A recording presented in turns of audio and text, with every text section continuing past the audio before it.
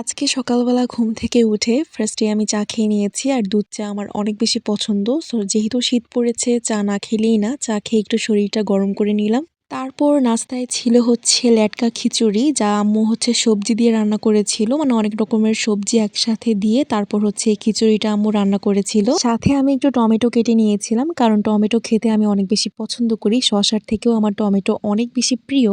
সাথে নিয়েছিলাম হচ্ছে লেবু। আমার বোন আমার সাথে খেতে বসেছিল আর ও বলছিল যে ওর খাবারটাও একটু দেখাতে, তাই আমি ওর প্লেটের খাবারটাও একটু দেখিয়েছি। যাই হোক, খিচুড়িটা খেতে আমার কাছে অনেক বেশি ভালো লেগেছে আর আমি টমেটো দিয়ে খাচ্ছিলাম, তাই আরো বেশি ভালো লাগছিল। আর খিচুড়িটা প্রচুর পরিমাণে গরম থাকার কারণে আমি ঠিকমতো খেতে পারছিলাম না, তবে গরম থাকার কারণে খিচুড়িটা অনেক বেশি মজা লাগছিল। আর এখন যেহেতু অনেক পরিমাণে শীত পড়েছে, সো আমার মনে হয় সকালবেলা এরকম নাস্তায় লেটকা খিচুড়ি, তাও আবার গরম গরম, আমার কাছে তো অনেক বেশি ভালো লাগে। মানে শরীরটা একদম গরম হয়ে যায়। আর এই গরম গরম খিচুড়িটা এত বেশি যে মজা লাগছিল, আমি তো ভাবতেই পারিনি যে এত বেশি ভালো লাগবে।